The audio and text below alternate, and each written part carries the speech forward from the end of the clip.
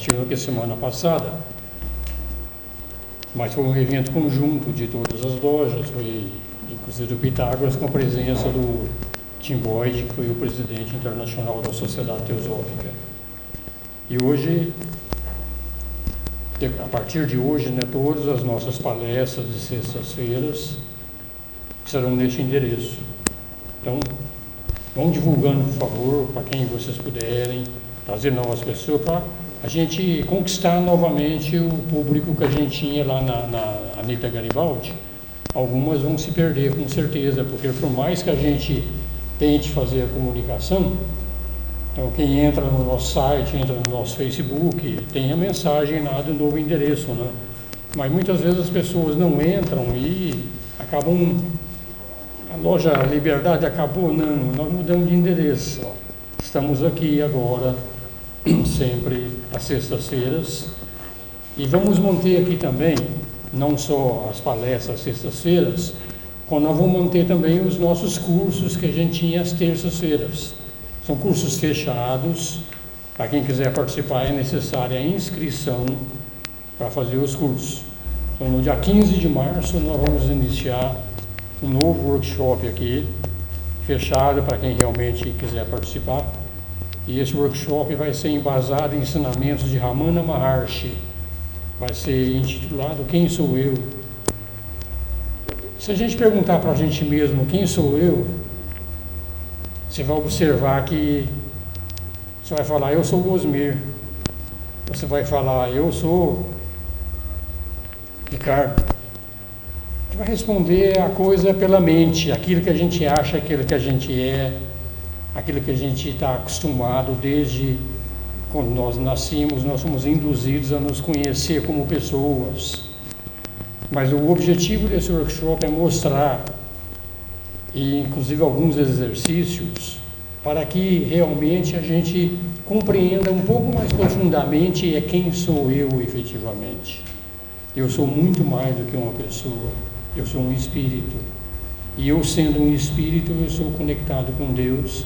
E à medida que eu aprendo a me conectar com minha origem, que é divina, então a nossa capacidade de percepção do mundo, da realidade do mundo, vai sendo ampliada e a gente vai conhecendo aos poucos efetivamente quem nós somos.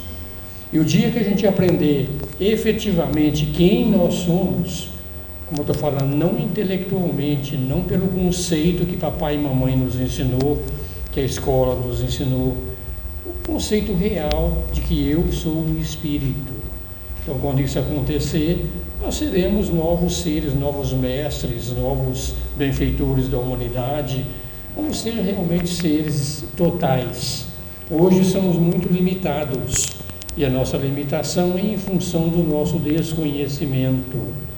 Então, quem quiser participar desse nosso workshop, é só procurar na secretaria ou através de e-mail comigo, e a gente vai abrir para quem quiser fazer esse curso. E venham participar, que realmente o objetivo da nossa vida, o objetivo da gente estarmos aqui agora, quem já procura uma loja teosófica, procura outros movimentos espiritualistas, é que a gente comece a perceber que efetivamente, enquanto eu estiver limitado nesse eu egocêntrico que eu sou, nós não vamos encontrar felicidade nunca. Vamos ter momentos felizes, algumas dificuldades, momentos alegres, vai haver alternância de tudo isso. Mas a verdadeira felicidade, aquilo que é chamado de bem-aventurança, só vai ser uma realidade quando efetivamente nós soubermos quem nós somos. Então esse vai ser o objetivo desse workshop e a gente conta com a presença. Quem quiser participar, por favor, faça uma inscrição. Dia 15 de março vai ser o início. Tá? A palestra de hoje vai ser o Ricardo Beger, tá? O título é... Pode falar, Ricardo? Os ciclos da vida e da natureza. Os ciclos da vida e da natureza.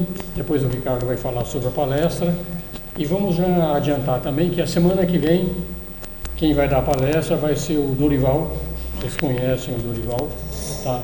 E ele vai falar sobre um tema que parece não ser um tema teosófico, mas é que é rios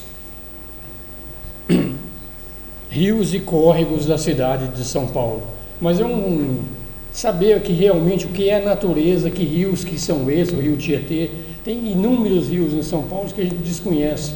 Então ele vai fazer um foco sobre esse tema, voltado à natureza mesmo, voltado realmente ao meio ambiente, para a gente entender como nós estamos estragando a nossa cidade e como podemos também recuperar essa nossa cidade aqui dentro do nosso trabalho. Então ficam já convidados. Olá, Wilson. Semana que vem estará aqui o Dorival, então, e são convidados também para essa palestra. Tá? Antes de passar definitivamente para o Ricardo, vamos sentar durante alguns instantes.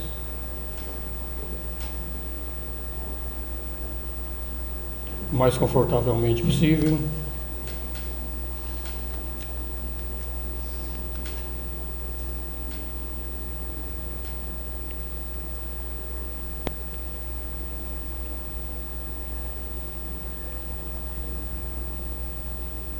Como nós vamos tratar de temas abstratos, é importante que os nossos veículos estejam calmos, começando pelo corpo físico,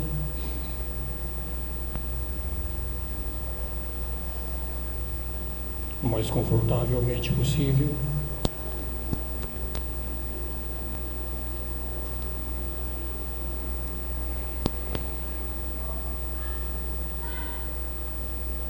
Passando também pelas nossas emoções.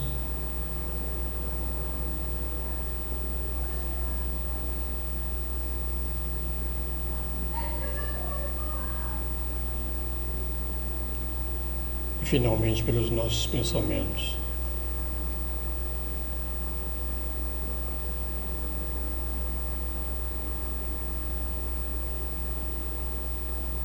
Com o corpo, as emoções e os pensamentos em paz, ficamos mais aptos a perceber e captar os ensinamentos da noite.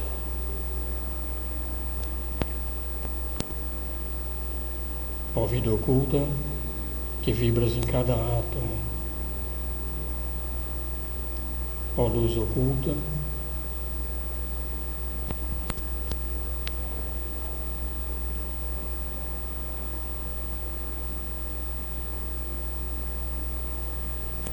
ao amor oculto que a tudo abranges na unidade. Possa todo aquele que se sente uno contigo saber que ele é por isso mesmo uno com todos os outros. Ok. Você vai fazer a palestra aqui? Eu vou ficar aqui assim, aqui na frente.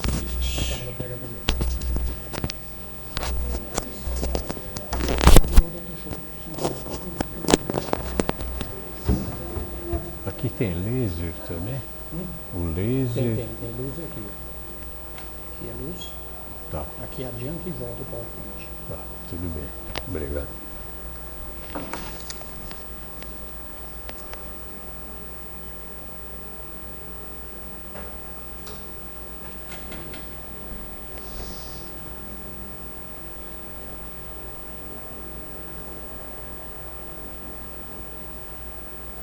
Não é que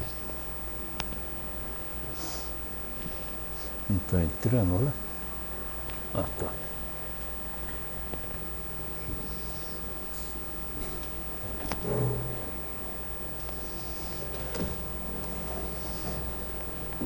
Bem, boa noite a todos.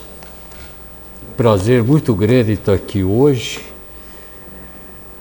principalmente porque esse novo espaço ele foi oficialmente reinaugurado pela Loja Liberdade pelo Tim Boyd, presidente da Sociedade, da Seção Internacional da Sociedade Teosófica. Perdão. Como? Não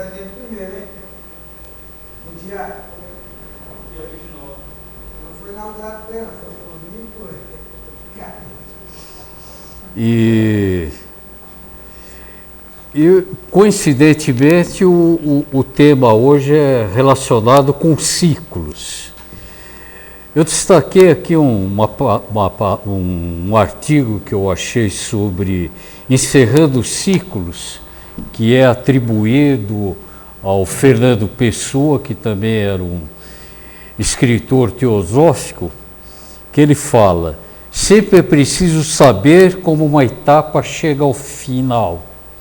Se insistirmos em permanecer nela mais do que o tempo necessário, perdemos a alegria e o sentido das outras etapas que precisamos viver. Encerrando ciclos, fechando portas, terminando capítulos, não importa o nome que damos, o que importa é deixar no passado os momentos da vida que já se acabaram. E tudo que chega, chega sempre por alguma razão. Então, o fato da Loja Liberdade ter chegado no final do ciclo, quando ela foi inaugurada em 1951, foram 63 anos de atividade, e a gente já vinha sentindo que a frequência ia caindo, parece que estava havendo assim uma perda, uma renovação de energia. E por outro lado, o fato de nós virmos para cá, e logo a primeira palestra já ser dada pelo presidente Tim Boyd, mostra que é um ciclo que encerrou e um outro que está começando, como tudo na vida. Então, na palestra de hoje, nós vamos falar sobre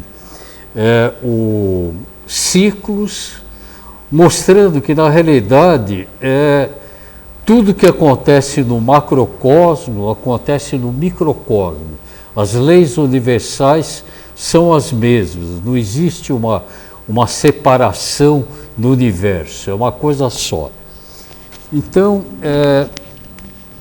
eu vou tentar me posicionar aqui, porque nós estamos com câmeras em posições novas e, ao mesmo tempo, tudo é novo. Na outra loja, a gente tinha uma referência para tudo. Aqui, tudo está sendo aprendizado novamente. Bem, essa palestra, a parte de ciclos, ela foi baseada em 3 livros. O Ritmos Básicos da Vida, esse daqui é um livro da Sociedade Amorque, Rosa Cruz. Esse daqui é um livro sobre ciclos, que existe um instituto dos Estados Unidos que começou a estudar os ciclos a partir da quebra da Bolsa de Nova York, procurando entender por que as coisas acontecem e por que elas se repetem.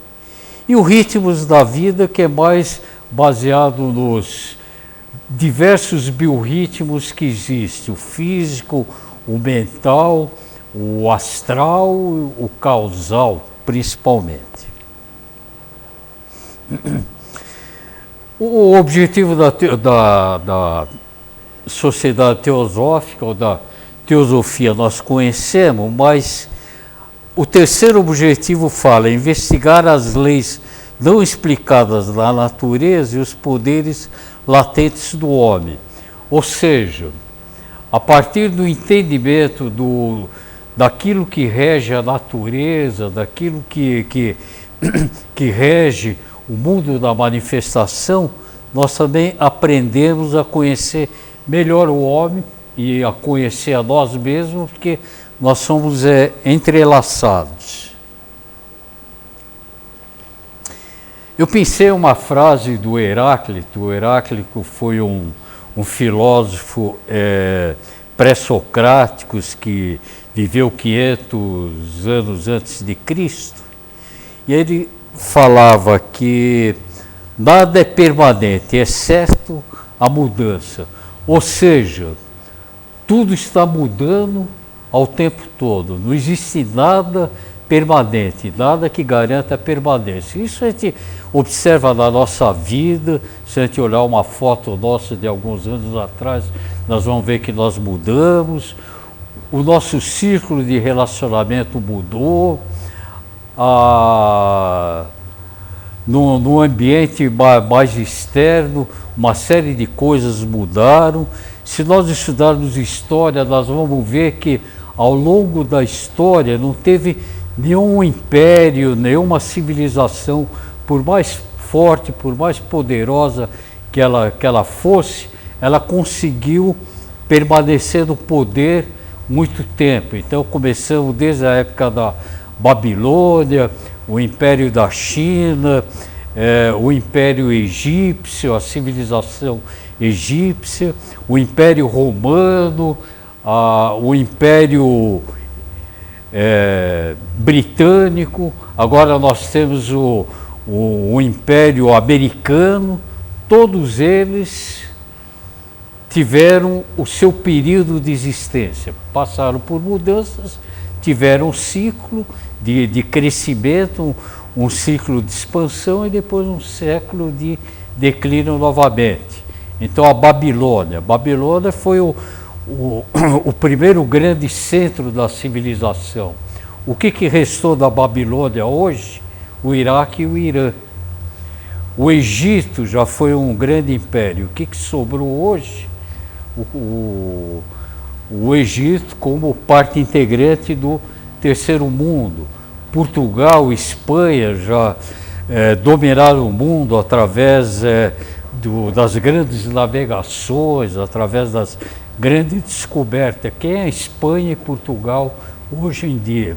O próprio Império Britânico, que perdeu todas as suas colônias. Então existe uma constante mudança. Uma outra frase também atribuída ao Heráclito é que ninguém entra em um mesmo rio uma segunda vez, pois quando isso acontece, já não se é o mesmo, assim como as águas que já serão outras. Então não existe uma repetição de um momento. Cada momento é único. Se nós desperdiçamos uma chance de fazer alguma coisa no presente, deixando para o dia seguinte, não há nada que garanta que no dia de amanhã nós vamos conseguir fazer aquilo que nós perdemos a oportunidade de fazer.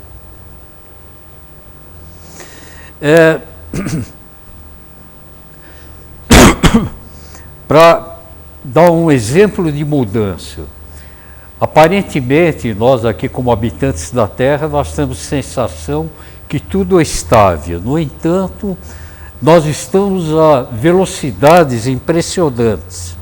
Por exemplo, a Terra, ela tem uma série de movimentos. Um dos movimentos é o movimento de rotação, que dura 24 horas, a duração de um dia. Nós estamos a uma velocidade aproximada de 1.675 km por hora. É uma velocidade maior do que a velocidade do som, a velocidade de um jato comercial que tem uma velocidade de 900 km por hora. E, no entanto, nós não sentimos essa velocidade.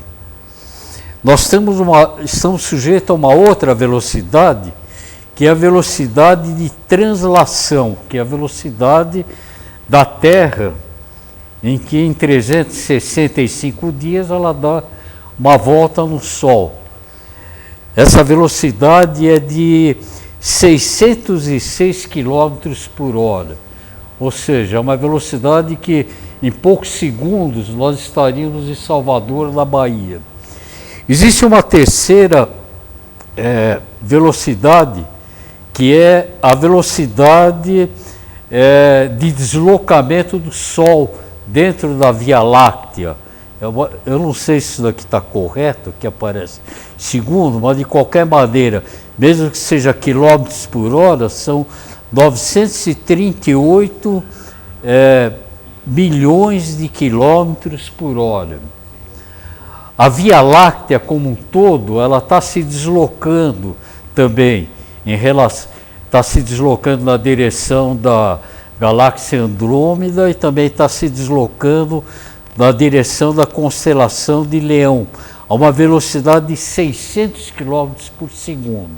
Então, dentro do espaço, dentro do universo, nós estamos ocupando posições diferentes segundo a segundo. Isso mostra que a mudança é a única coisa que é permanente. Só que nós somos resistentes à mudança. Esse quadro aqui mostra, quem quer mudanças? Todo mundo quer mudanças. Aí a pergunta é, quem quer mudar? Ninguém quer mudar. Então, quando nós falamos em mudança, é o outro que tem que mudar, é a conjuntura que tem que mudar, é o nosso ambiente, as leis que tem que mudar, mas normalmente nós nos isentamos de mudanças. Nós estamos constantemente mudando fisicamente. O nosso corpo físico ele é constituído de aproximadamente 10 trilhões de células. Nós temos mais células do que a quantidade de estrelas no universo todo. Essas células, em 9 meses, elas partiram de um óvulo espermatozoide que foi fecundado, houve uma multiplicação das células, até um determinado momento que elas começaram a se diferenciar, formando os diferentes tecidos. E nós estamos constantemente perdendo células e formando células. Coisa de milhões de células por dia. Dizem que as células da pele, por exemplo, elas se renovam a cada 7 dias. Então nós estamos num processo de mudança física constante. Aqui mostra o que é o primeiro ciclo, que é o ciclo celular, é aquele ciclo da nossa mudança física. É uma célula que ela sintetiza DNA, ela duplica a quantidade de cromossomas que ela tem, em seguida ela sofre uma separação, uma divisão celular. Então, constantemente, uma célula está dando origem a novas células, para repor aquelas células que estão morrendo. E antes de entrar, dar diversos exemplos de ciclos, eu gostaria de mostrar o que seria um ciclo de uma forma bem genérica. O ciclo é qualquer fenômeno que se renova de uma maneira constante. Então, todo ciclo ele tem um início, ele tem uma fase de crescimento, ele atinge um auge, depois ele começa a descer, a decrescer, atinge um ponto de transição, entra numa fase negativa, atinge o mínimo e depois ele volta até a fase de transição normalmente. Essa trajetória aqui é um ciclo e aqui começa um novo ciclo e assim os ciclos vão indo. Pegando um exemplo, o dia, por exemplo, o dia começa quando o sol nasce, por volta das 6 horas da manhã. Então o sol nasce, vai crescendo, na realidade é a Terra que vai girando, mas aparentemente o sol vai subindo, atinge o ponto máximo ao meio-dia, depois ele vai diminuindo a intensidade dele até chegar no crepúsculo. No crepúsculo começa a fase negativa, até chegar ao ponto mínimo, que é meia-noite, e depois ele retorna novamente e surge um novo dia. Isso daqui também se aplica às 4 estações do ano. Então começa a primavera, depois o verão, depois o outono, depois o inverno. A primavera e o outono poderiam ser considerados os pontos de transição. Por quê? Porque tanto na primavera como no dia do começa o verão, a duração do dia é igual à duração da noite. No verão, o dia é muito mais comprido do que a noite. Já no inverno, a noite é muito mais comprida do que o dia. Então, isso mostra também as diversas fases. O ciclo ele é caracterizado também por um ritmo, que é uma sucessão regular de tempos. Então, por exemplo, o ritmo cardíaco, o nosso coração ele tem aquela batida que vai... Uma música, por exemplo, que tem um determinado ritmo, ela vai, aquele ritmo, aquela batida, ela vai repetindo com uma determinada frequência. E tem também a frequência, que é o número de ciclos que ocorre na unidade de tempo. Então, o que faz que uma estação de rádio ou televisão tenha uma frequência, a outra tem uma outra frequência, é o número de ciclos por segundo que cada uma delas tem.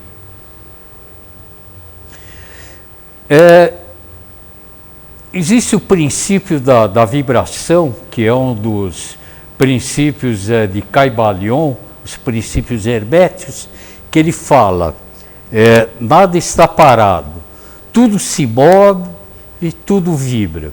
Isso daqui vale para qualquer coisa do mundo manifesto. E é o princípio que rege os ciclos. Nós também sabemos que tudo no universo manifesto é energia, desde a matéria até o espírito. Apenas que matéria e espírito são os dois extremos de um eixo, mas a matéria ela tem uma determinada vibração, só que é uma vibração, é uma energia, vamos dizer, mais pesada, uma energia condensada, e o espírito é uma energia sutil. O Sol, que é a principal fonte de energia no sistema solar, ele emite uma série de energias que se caracterizam por frequências diferentes, desde as energias de baixa frequência até as energias de alta frequência. Então, começa, por exemplo, com as frequências da TV, as ondas de rádio, depois as micro-ondas, depois o infravermelho. Com isso, a frequência vai aumentando, passa pelas diversas cores, pelo espectro visível, entra no ultravioleta até chegar no raio-x e no raio gama. O que diferencia uma frequência, uma energia da outra é a frequência, é a energia. Um outro princípio hermético também, que rege o mundo manifesto, tudo tem fluxo e refluxo, tudo tem suas marés, tudo sobe e desce, tudo se manifesta por oscilações compensadas à medida do movimento à direita, à medida do movimento à esquerda. O ritmo é a compensação. E aí nós temos uma série de exemplos. Os biorritmos, por exemplo, nós temos desde ritmos que têm uma duração menor de 20 horas, por exemplo, a respiração, o ritmo cardíaco é um ritmo infradiano. Já o ritmo que dura 24 horas é o circadiano. Por exemplo, o nosso ciclo de vigília e sono tem uma duração de 24 horas. Depois tem ciclos ultradianos, que tem uma duração circaseptano, que tem duração de uma semana. Por exemplo, rejeição de um transplante, o período de incubação de determinadas doenças, de determinados vírus, de determinadas bactérias, normalmente leva uma semana para se manifestar. Existem ciclos mensais. Um exemplo típico é o ciclo menstrual ou o ciclo lunar. Tem outros que nem o vital, que pode ter a duração de uma vida. E tem ciclos maiores ainda.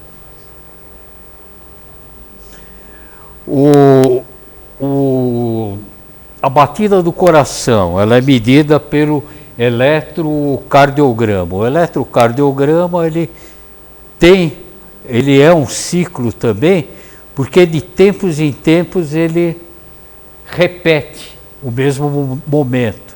Então esse pico que aparece aqui, ele volta a aparecer aqui, ele aparece mais adiante. Esse pico se repete aqui, esse pico se repete aqui. Então, existe um ritmo e um ciclo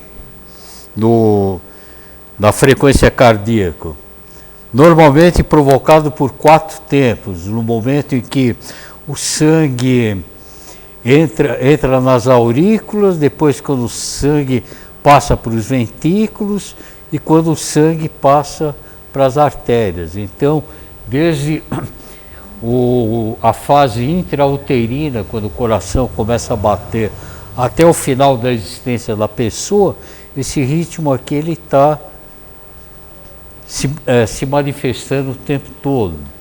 Quando a pessoa tem algum problema de compensação cardíaca, se fala que ela está com uma arritmia cardíaca, é quando de repente os movimentos deixam de apresentar aquela sincronicidade. O outro ciclo, por demais conhecido, é o ciclo respiratório, que consta de 2 movimentos, a inspiração e a expiração.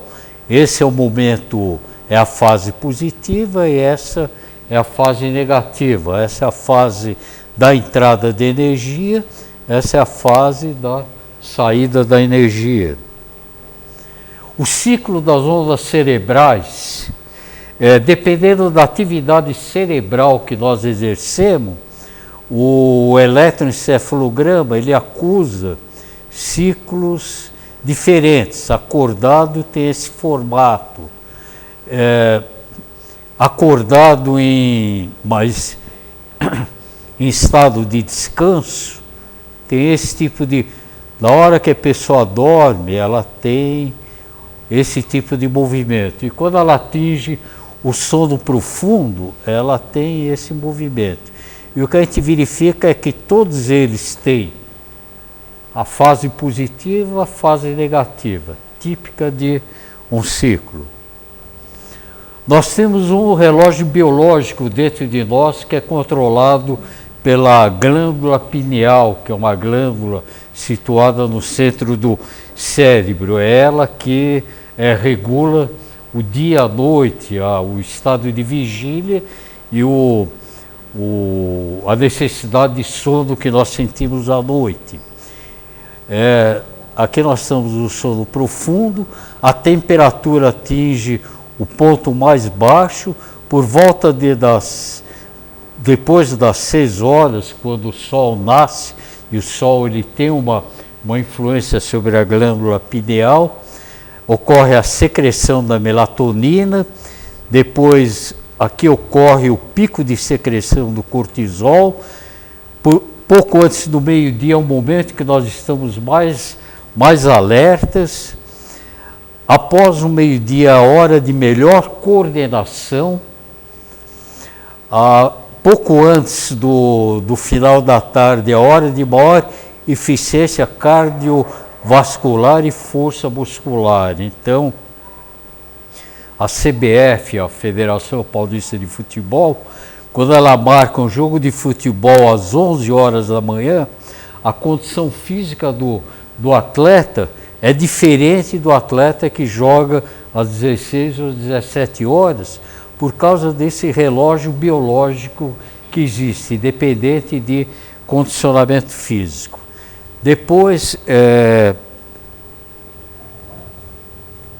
nós atingimos o ponto de pressão sanguínea mais alta, temperatura corporal mais alta, aqui começa a secreção da melatonina, é a hora que nós sentimos sono e vamos dormir.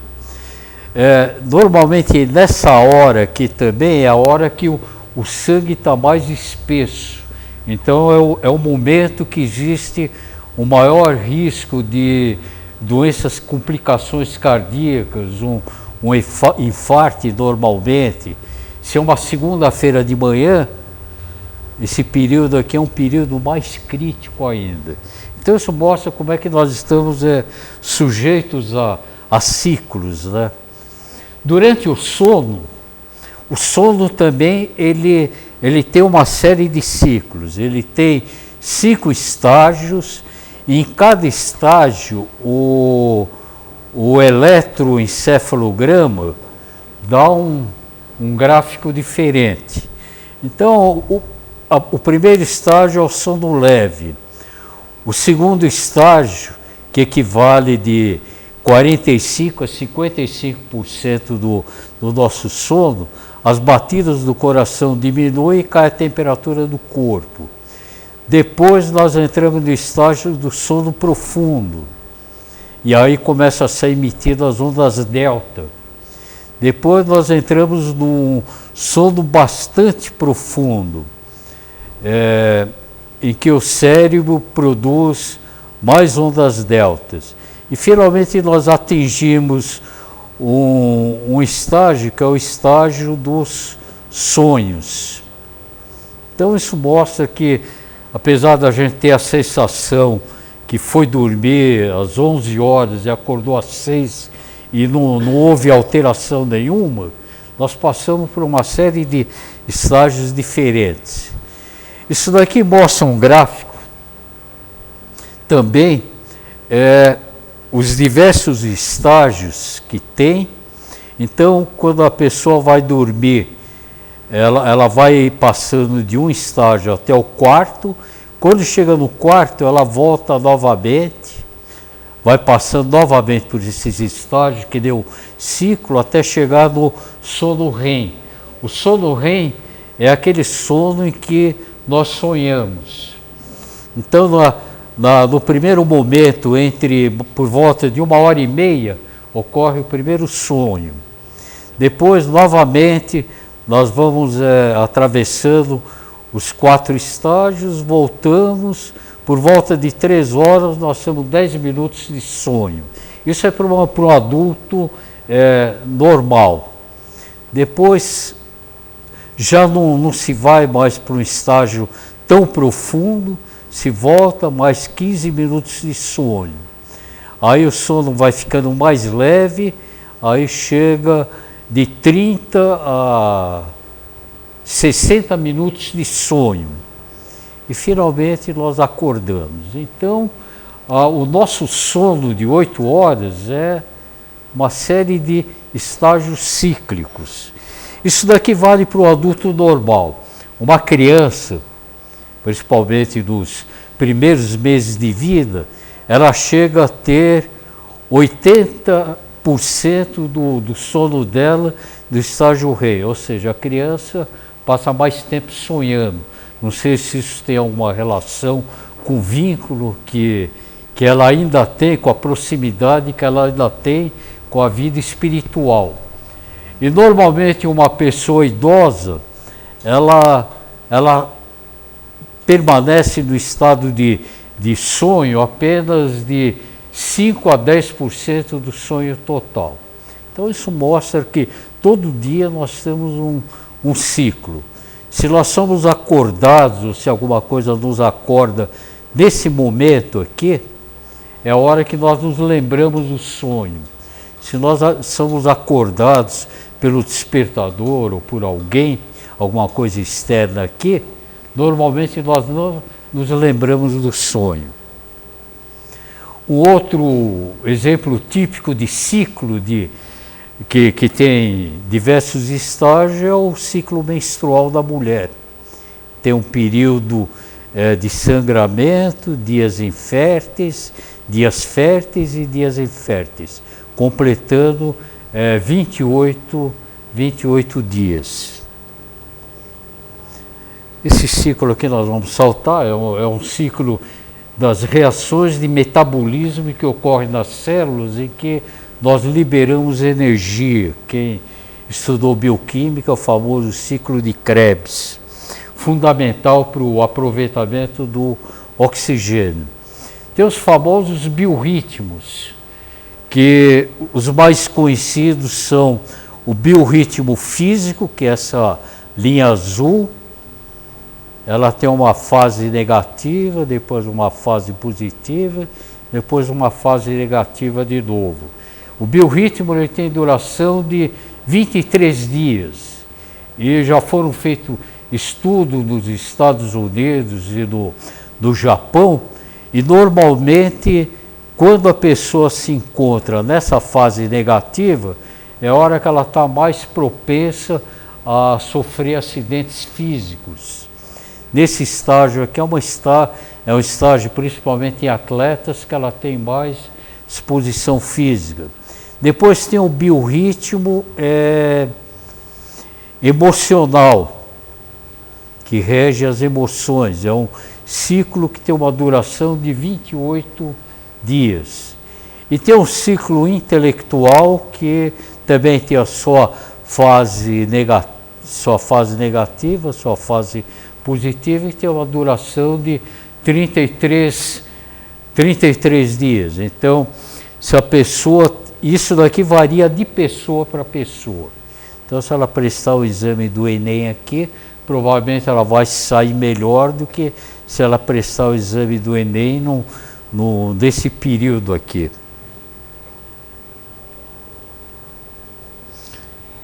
Osmir, socorro. Apertei o botão errado. Desliguei. Hein? Aonde que liga? Que eu apertei esse. Tá. Esse tira. Obrigado. E tem o famoso ciclo da vida humana, né? O ciclo da vida humana, passando pelo bebê, pela primeira infância, segunda infância, adolescência, adulto e velhice. Inclusive esse ciclo aqui, ele foi estudado pelo Jung, o famoso criador da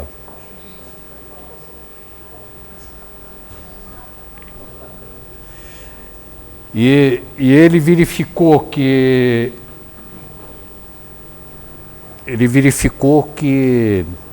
a vida humana ela pode ser dividida em estágios de 7 anos, 7, 14, 21, 28, e ele atinge o auge por volta de 40 e poucos anos. E a vida humana ela pode ser dividida em duas fases, uma fase chamada de extroversão e uma fase de introversão.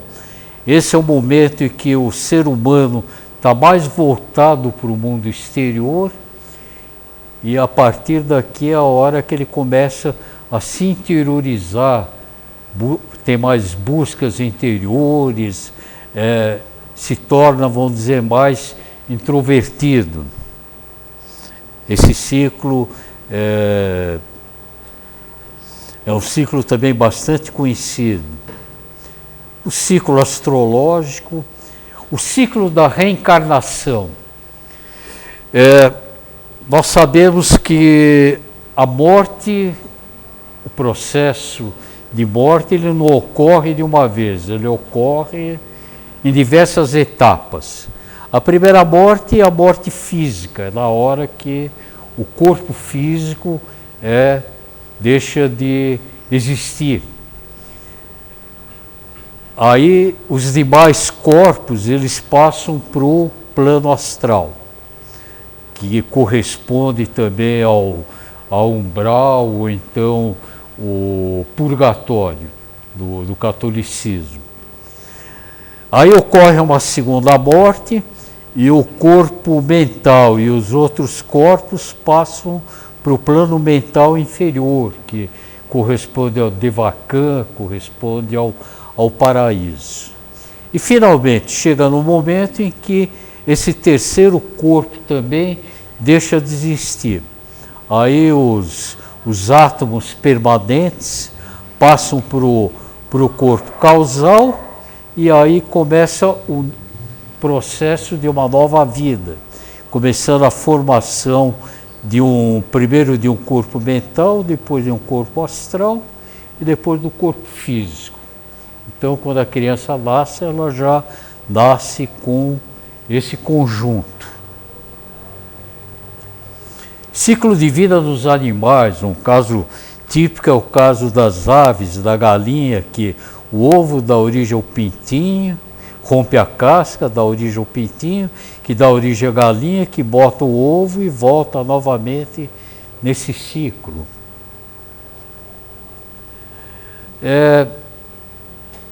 Um terceiro princípio dentro do hermetismo é o que está em cima é como está embaixo, e o que está embaixo é como o que está em cima, ou seja, entre o microcosmo e o macrocosmo não existe diferença nenhuma. As leis que valem para um, valem para o outro também, que são exatamente as mesmas. Então a Lua, por exemplo, que é um ciclo lunar bem conhecido, ele passa por esses 4 estágios. Ele passa pela Lua cheia, depois a Lua minguante, depois a Lua nova, Lua crescente e a cheia. Tem todas essas transições, né? E o ciclo da Lua, ele está as marés, elas estão diretamente relacionadas com a Lua. Como a Lua é o corpo celeste que tem a maior influência gravitacional sobre a Terra, a altura da maré, entre a maré baixa e a maré alta, ele vai seguindo uma coisa desse tipo. Ele atinge um ponto máximo na Lua nova, depois ele cai, depois na Lua cheia ele atinge um ponto alto, no minguante ele cai novamente e na Lua nova ele chega novamente a esse estágio. Então as marés, elas são influenciadas, o ciclo das marés está diretamente relacionado com o ciclo da Lua. Só que existe um outro fator, que é a presença do Sol também. Então o Sol, ele, junto com a Lua, ele influencia as marés. Então, se eles estão alinhados, a maré se torna mais alta ainda. Se a Lua está oposta em relação à Terra e o Sol, as marés já são mais brandas. Isso é tudo coisa que os pescadores dominam bem, porque eles verificaram de uma forma empírica que a Lua e as marés têm uma relação direta com os melhores períodos para se pescar, os piores períodos para se pescar. Você ia fazer um comentário? Existe uma relação, alguns estudos sobre a possibilidade da Lua ser uma parte da Terra desgarrada. Não sei se você sabe disso. Saiu, por isso que só temos essa influência misticamente. Desculpa, não entendi. Uma relação? Existe um estudo. Você estuda? Talvez na doutrina secreta tenha, não sei. Que a Lua era um deslocamento da própria Terra, que na verdade são a mesma coisa, Terra e a Lua. Mas isso é muito profundo. Mas a Lua, a Terra sofre a influência da Lua, porque na verdade a Lua, nos primórdios, foi a Terra que saiu fora. Aí tem um outro ciclo, que é o ciclo das cadeias planetárias, né? Que dentro do plano de evolução, nós vamos mostrar isso um pouquinho adiante, tem as cadeias planetárias. Então, antes da Terra ser povoada pelos espíritos em evolução, a Lua foi entre aspas, o planeta anterior que abrigou a evolução da vida. Então tem uma outra, diante disso a Lua também tem uma outra influência. Então a gente vê a maré, dependendo da localidade, ela muda completamente o cenário. Em questão de horas, esse lugar que estava cheio de água com pescador, o mar recuou e deu origem a essa praia. Esse é o ciclo também que vai se repetindo. Existe durante o dia 2 marés altas e 2 marés baixas. Então a gente vê o mar subindo e descendo o tempo todo, segundo o ciclo. Tanto assim que é ciclo que são publicadas tábuas de marés que conseguem, com muita antecedência, com cálculos matemáticos, prever quando que vai ter a maré alta, quando que vai ter a maré baixa e qual vai ser a altura que o mar vai atingir em cada um daqueles momentos, por causa da regularidade do ciclo. O ciclo da água também é um ciclo muito conhecido, em que a água do rio, do mar, dos lagos ou da superfície, ele evapora, sobe, é resfriado, condensa, chove, desce e volta novamente, e faz esse movimento o tempo todo. O outro ciclo, o ciclo do oxigênio. O oxigênio atmosférico, ele é consumido na combustão, da queima de combustível, ele é consumido quando nós respiramos, ele é consumido pelas algas quando respiram, mas por outro lado existe a fotossíntese, que o gás carbônico ele é absorvido e o oxigênio é liberado novamente. Então esse ciclo de formação e consumo de oxigênio ocorre o tempo todo, e aqui que está a importância do equilíbrio ambiental, da presença de árvores, de florestas. Esses ciclos aqui nós vamos saltar. O ciclo anual, o ciclo das 4 estações do ano. Então nós temos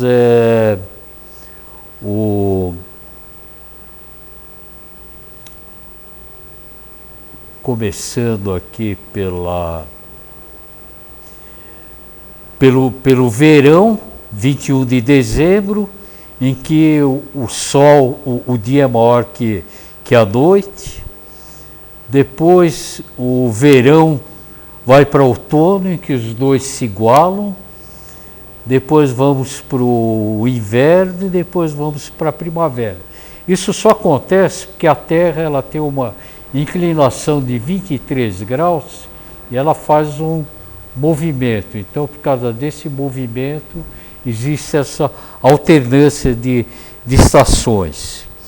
Isso também tem um impacto profundo na vida da Terra, mesmo a paisagem, principalmente nos países mais próximos dos polos, as estações são muito diferenciadas. Um outro ciclo recente que não se conhecia e que está dando dor de cabeça é o ciclo do El Niño, em que existe uma formação de uma região do Pacífico em que a água fica mais quente em relação ao resto do Oceano Pacífico. Com isso ele interfere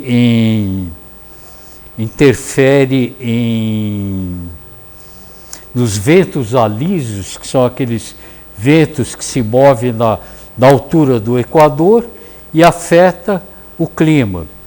Então, o fato de nós estarmos tendo quase que enchentes diárias aqui em São Paulo é por causa do El Niño esse ano, que está muito intenso. O El Niño, ele também surge ciclicamente. Ninguém sabe porquê, mas a cada 2 ou 3 anos ele aparece. Aí ele tem a duração de alguns meses, aí desaparece novamente. E ele tem uma influência climática muito grande, principalmente na América do Sul. Então a gente vê o sul do Brasil, por exemplo, passar por seca, o Nordeste passar por um período de seca e o Sudeste com chuvas intensas, com enchente na Zona Leste, enchente no centro de São Paulo. Professor, esse menino é elevado, né? Como? Como os antigos diriam, esse menino é elevado. É lindo. E ele pelo menos chegou num momento bom, porque essa recuperação que está havendo do nível do sistema Cantareira é graças ao El Niño, porque se esse ano não tivesse o El Niño, provavelmente estaríamos tendo grandes dificuldades aí em abastecimento de água. Deus abençoe esse menino. Exato.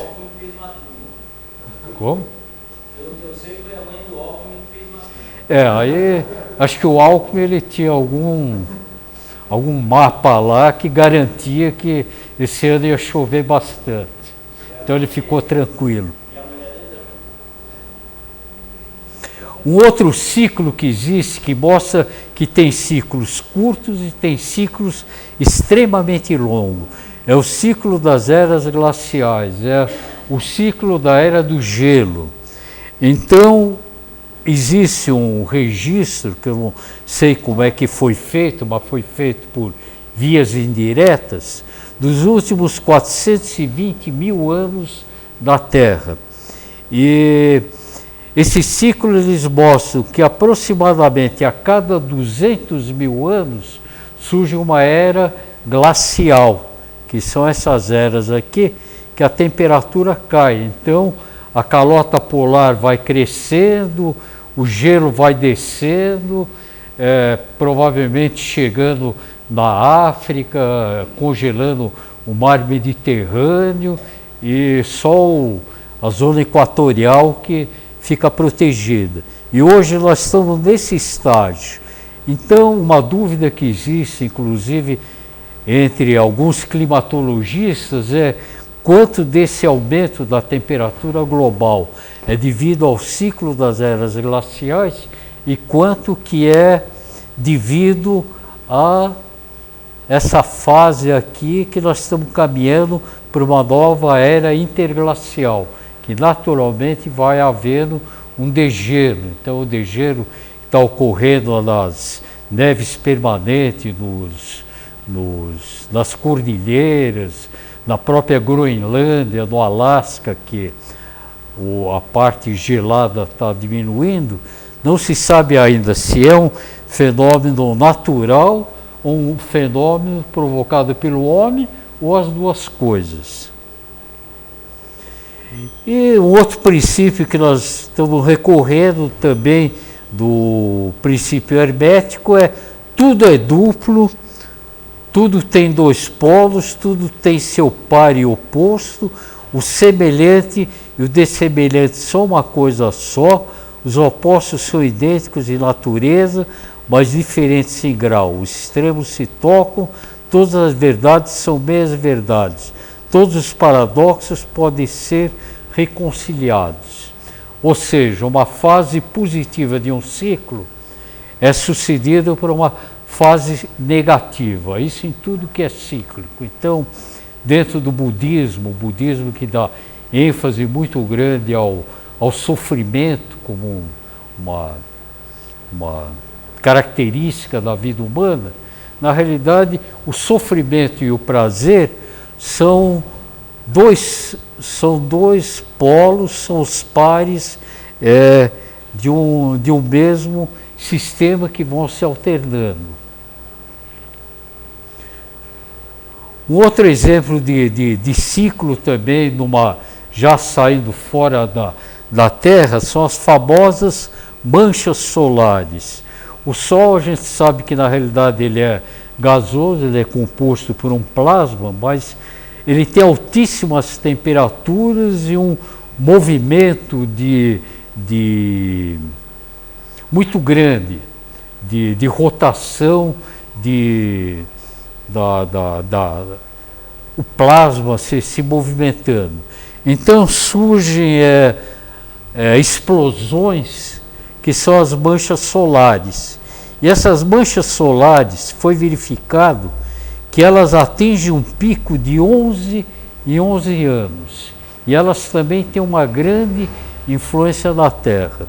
Existe estudo que mostra uma relação entre terremoto e mancha solar. Por quê? Porque o terremoto, normalmente ocorre nas camadas profundas da Terra, onde a Terra é líquida, onde a placa tectônica está flutuando em cima do magma. E aquela parte líquida da Terra, ela sofre a influência eletromagnética das manchas solares e acaba criando aí um movimento maior que pode levar a terremotos. As manchas solares, as tempestades solares, elas também têm uma grande influência nas telecomunicações. Então, hoje em dia, que o GPS, os satélites, tudo está lá em cima, toda a nossa comunicação, na realidade, está nas altas camadas. Se houver uma mancha solar excepcionalmente intensa, naquele momento as comunicações aqui na Terra podem entrar em colapso. Aqui diz mínimo solar, estamos aqui, mas na realidade aqui é 2008, nós estamos aqui, então nós estamos num período de atividade mínima de manchas solares. O período de atividade máxima foi em 2012, anteriormente foi por volta do ano 2000, 2001.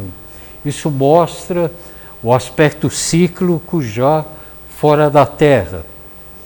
O vento solar, que provoca inclusive o aparecimento das auroras boreais nos polos, ele também tem um determinado ciclo.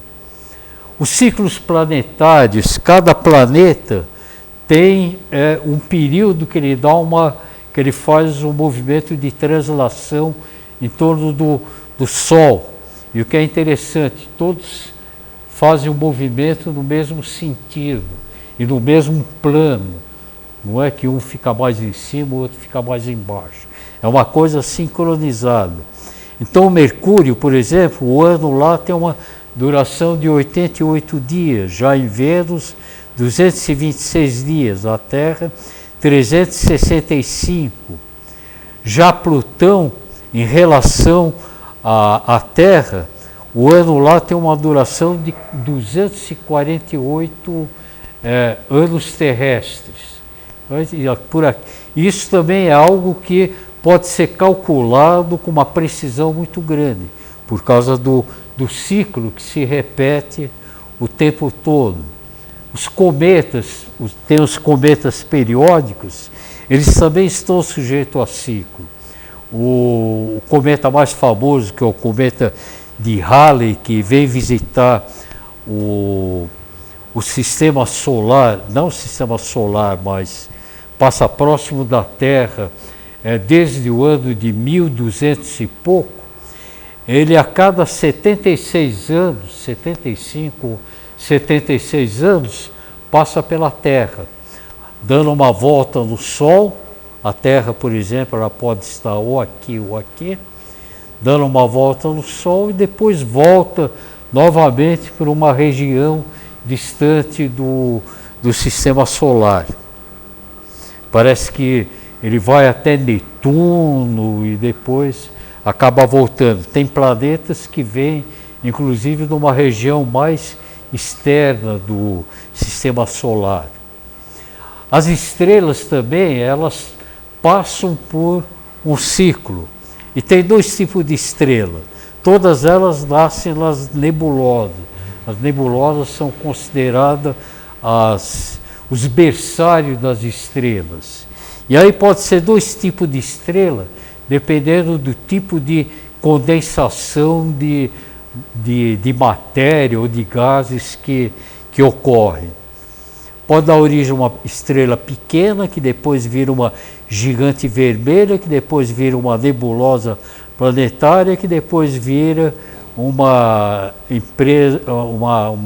estrela anã, e depois colapsa. Ou então pode dar origem a uma estrela gigante, que vira uma supergigante vermelha, que dá origem a uma supernova, que depois pode dar origem ou a um buraco negro, ou dar origem a uma estrela de nêutrons ou uma supernova. Então é a teoria dos ciclos agora ocorrendo ao nível de galáxias, de estrelas.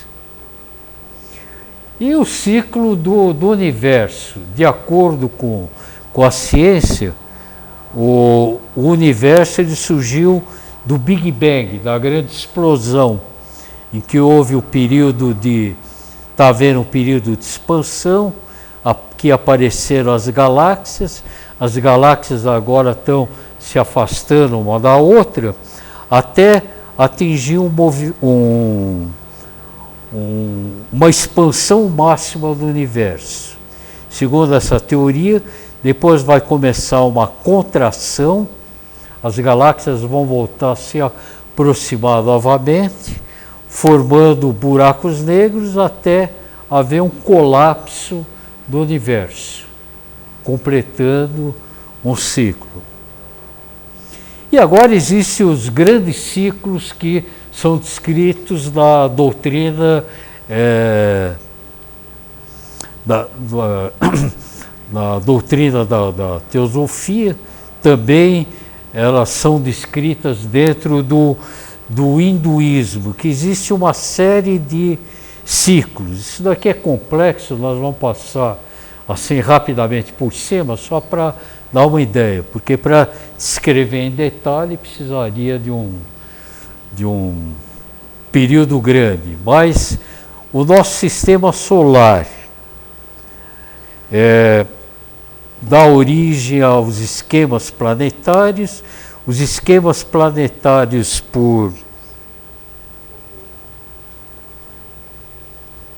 onde é que eu aperto aqui? Houve uma redução. Está sendo cíclico. É cíclico. Daqui meia hora vai acontecer de novo. Obrigado. Então, aqui nós temos o esquema planetário forma cadeias planetárias. As cadeias planetárias formam um ciclo de 7 rondas. Uma ronda forma um ciclo de 7 períodos globais. Um período global dá origem às 7 raças, 7 raças raízes, e as 7 raízes dão origem às sub-raízes. Então, as raças que nós nos encontramos, por exemplo, a raça ariana, ela na realidade faz parte de uma sucessão de ciclos. Daqui é uma representação diferente, mostrando as cadeias planetárias que dão origem aos globos, que por sua vez dão origem às rondas, que por sua vez dão origem às raças.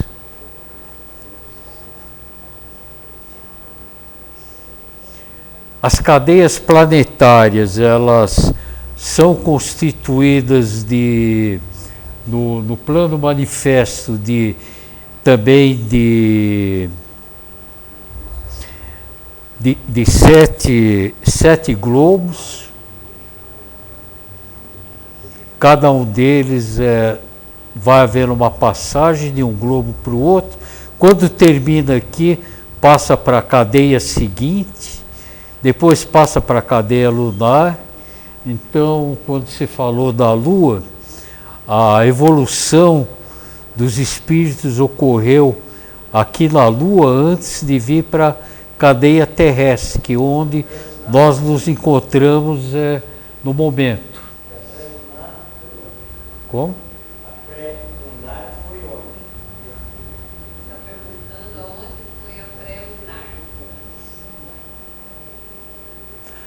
Não sei responder. Pergunta para os seus aqui. Osmir, você tem um determinado estágio aqui que aparece. Você tem uma ideia da cadeia pré-lunar? Onde que ela ocorreu? São cadeias não físicas. A doutrina secreta fala fortemente sobre elas, mas não tem registro nenhum, porque é uma coisa que não existe mais. São coisas que cada cadeia dessa aqui são 4 bilhões de anos. Se a gente contar 2 bilhões da nossa, com 4 de cada volta, a gente tem uma noção do tempo que se perdeu lá no espaço. Se quiser ter uma noção sobre isso, gente, não dá para falar que agora não. No nosso curso de Teosofia, a gente dá 3 aulas só sobre esse tema, para explicar tudo isso aí. Mas quem quiser ler um pouquinho, é o volume 1 da doutrina secreta, onde ela fala sobre cosmogênese, que mostra essas cadeias. Você pode ver que a cadeia terrestre tem um plano lá embaixo, ó, aquele globo D, é um globo físico. Se você pegar a cadeia lunar anterior, não tem globo físico, já só tem globo etérico. Se você pegar as cadeias anteriores, são globos mentais, ou seja, seria coisa da matéria do pensamento, não é uma matéria física. Então essas cadeias anteriores a lunares são feitas de matéria do pensamento. Como a gente vai querer achar alguma coisa do pensamento por aí, a não ser por clarividência, a não ser por pesquisa desse tipo? Então não tem um registro disso não, tá, gente? Tem que realmente estudar um pouco a doutrina secreta e ela fala o porquê de cada uma dessas cadeias.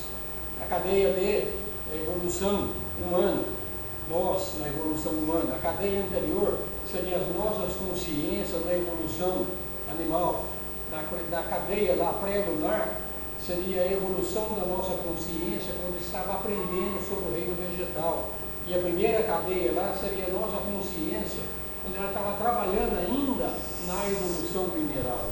Não é que eu fosse um vegetal ou um animal, na realidade a consciência passa por tudo isso. Então cada uma dessas cadeias tem um determinado objetivo dentro do ciclo de evolução. E a maior delas nós estamos vivendo é a cadeia terrestre. Mas não dá para falar realmente aqui em 2 minutos isso aqui. Eu recomendo, quem quiser ler, tem um livro que chamou Sistema Solar, do Arthur Powell, onde ele fala claramente, dá muitas indicações de como isso funcionou. É um livro legal de ler. O Sistema Solar, do Arthur Powell. É mais fácil de entender do que a doutrina secreta. Obrigado. Aqui mostra, por exemplo, o ciclo evolutivo dos globos, que são aqueles que fazem parte das cadeias planetárias. Então, são 7 globos, a Terra, por exemplo, ela se encontra aqui. Então, hoje, nós estamos no 4º globo. Aqui mostra as rondas. Então, a raça humana também, ela, no outro slide, dá uma ideia melhor do aparecimento dela.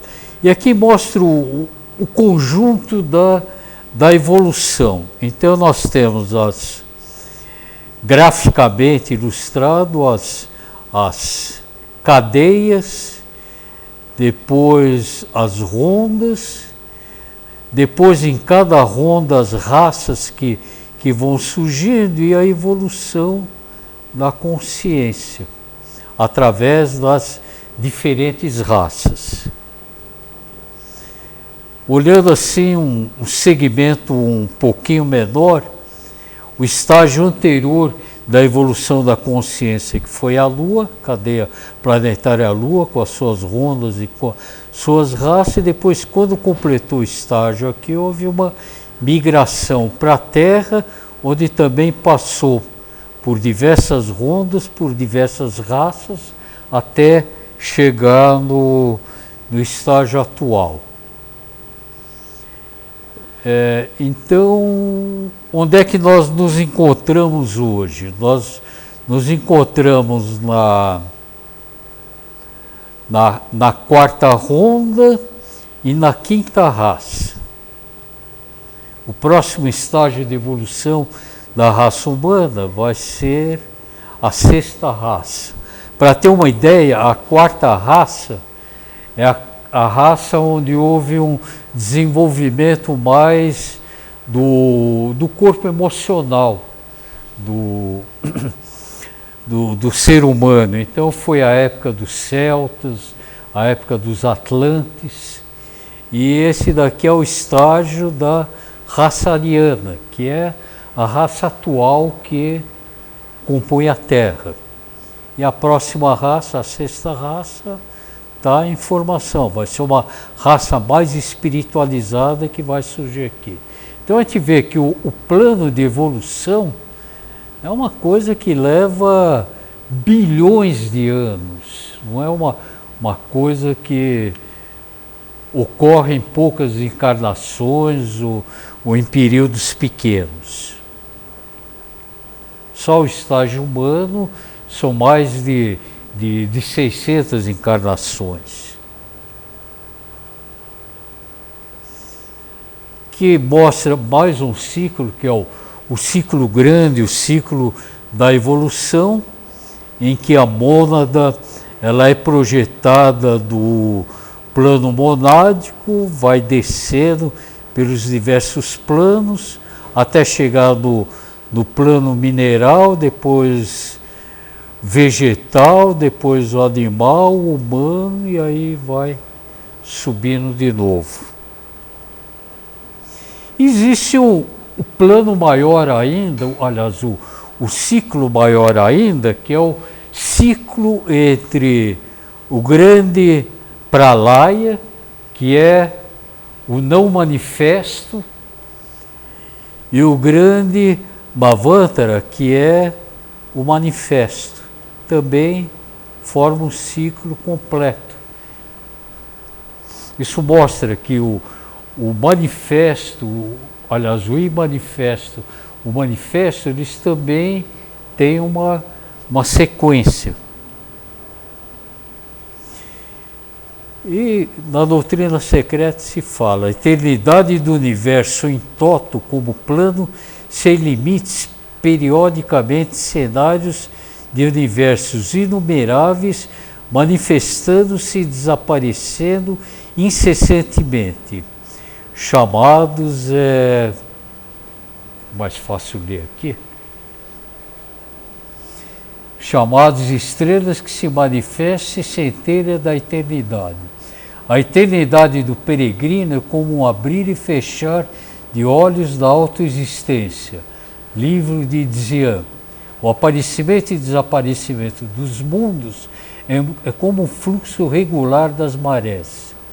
Essa segunda afirmação da doutrina secreta é a universalidade absoluta daquela lei da periodicidade, de fluxo e refluxo, de decadência e crescimento, que a ciência física tem observado e registrado em todas as esferas da natureza. Uma alternância tal como dia e noite, vida e morte, sono e vigília. É um fato tão perfeitamente universal e sem exceção que será fácil compreender de que forma vemos nele uma das leis absolutamente fundamentais do universo. Então, a repetição dos ciclos é um fenômeno universal que se manifesta no microcosmo, no macrocosmo, em todos os estágios. E se nós achamos que algo está ocorrendo ao acaso, é porque na realidade nós não estamos identificando a periodicidade que existe ali, mas é um ciclo. Existe até um estudo que, mesmo na área econômica, as crises econômicas, elas não ocorrem aleatoriamente, elas ocorrem também dentro de determinados ciclos. As guerras, as grandes guerras, também ocorrem dentro de ciclos. O aparecimento e desaparecimento de grandes civilizações também ocorre de acordo com os ciclos. O aparecimento dos avatares, o surgimento dos avatares aqui na Terra, os grandes mestres iluminados, também segue um ciclo de periodicidade, ou seja, se a gente for verificar tudo na nossa vida, ou tudo no universo, segue uma determinada periodicidade. Se nós não conseguirmos entender essa periodicidade, não é que ela não existe, ela simplesmente está velada. E tudo segue, como já dizia o Pitágoras, é a linguagem da matemática. O Kepler falava, as leis da natureza nada mais são do que pensamentos matemáticos de Deus. Deus é o grande geômetra, Deus geometriza sem cessar, Platão. A matemática é o alfabeto com o qual Deus escreveu o mundo, Galileu Galilei. Deus aritmetizou a terra e o céu, Jacobi. Então, o ciclo, por exemplo, ele pode ser representado matematicamente. Todos esses movimentos podem ser previstos matematicamente.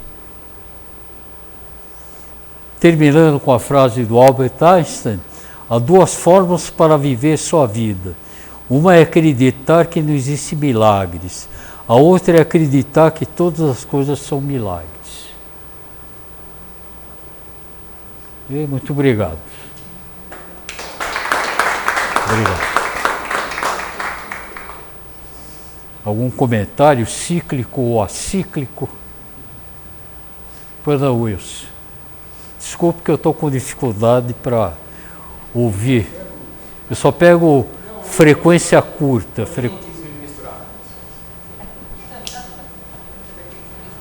São três observações que eu queria fazer. Primeiro, muito bonita a discussão, gostei bastante. Obrigado. Você estudou. Você fez a lição de Tá, eu fiz que nem o filho do Lula, eu fui no Wikipédia lá e tirei tudo. Vamos fazer a mesma coisa.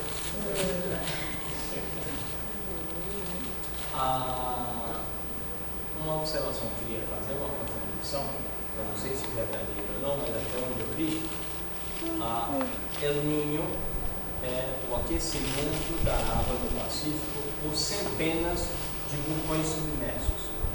Estes vulcões, eles estavam com pouca pressão antes e o espaço era maior. Por algum momento, por algum motivo, as placas tectônicas naquele momento pesaram e ele está se repetindo a cada 7 anos. Antes era bem mais, e hoje é a cada 7. Tende-se a diminuir e depois voltar a expandir. Se é verdade, não sei pelo que eu li na BBC. Então, está a contribuição. Obrigado. A segunda contribuição que eu queria dar é a seguinte: com todo carinho e respeito do meu trabalho, os ciclos são eternos diante da nossa vida e da nossa compreensão. Eles não são eternos e nem são homogêneos. Tanto é que você mostrou ali a luz do Sol em altas e baixas, tá? Essas ondas eletromagnéticas altas e baixas, elas também se modulam, se circulam. No longo da história, na história da história, elas variam.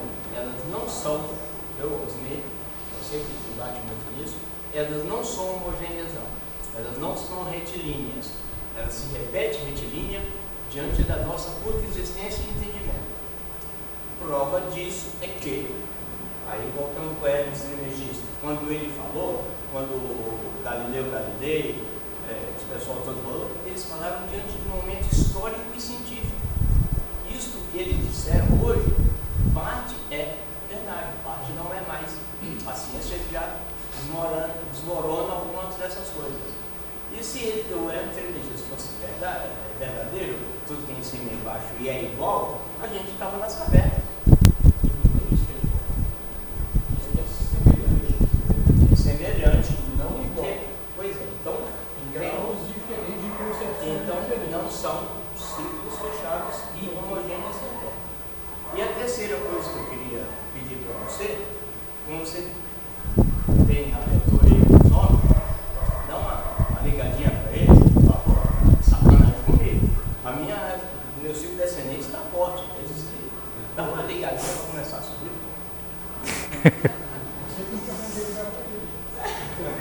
Essa informação das manchas solares, parece que mancha solar, a descoberta foi mais ou menos recente, então falta...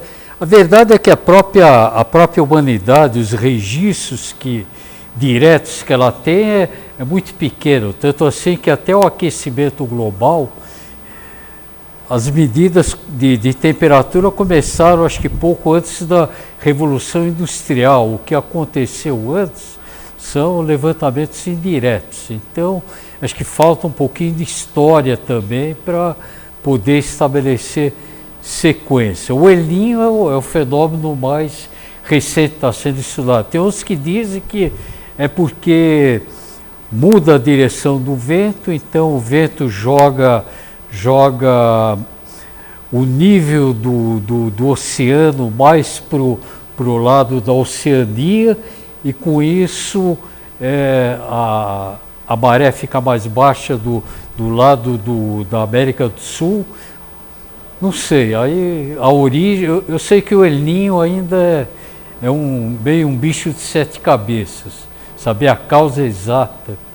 Parece que ele sempre existiu, mas não se sabe ainda o que dá origem a isso, né? O que me interessa é a terceira parte, tá? Liga para os caras lá, não me deu o número do telefone dos caras, você quer que eu ligue para ele? Tá ótimo. Como é que está o tempo? 9? Tá.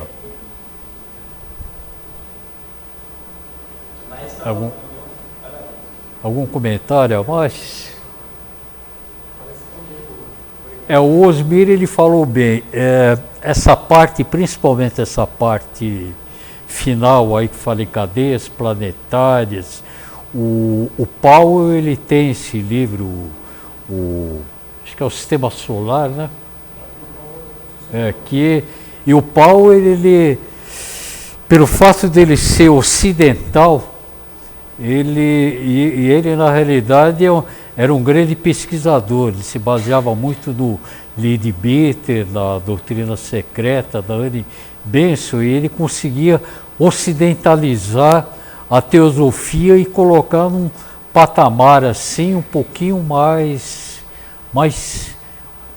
não objetivo, mas mais entendível, né, para nós. É um livro assim realmente de leitura agradável, é uma referência. Acho que é o Sistema Solar. O autor é o Powell, Powell.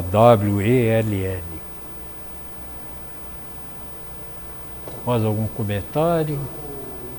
O El Niño é porque está em espanhol, se fosse português ia ser o moleque, né? Como? El Niño porque está em espanhol, né? Se os cientistas tivessem escolhido português para denominar, ia ser o moleque, né?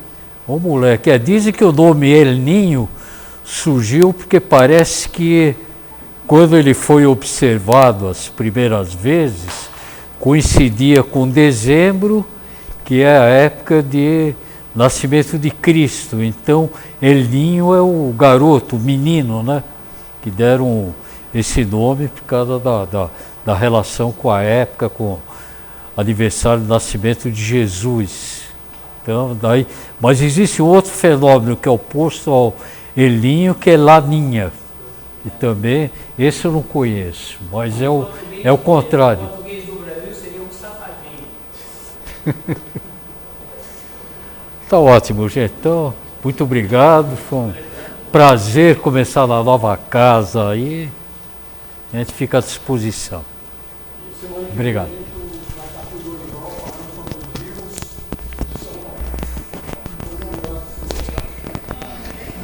Quantas vezes que eu saio de cena aí?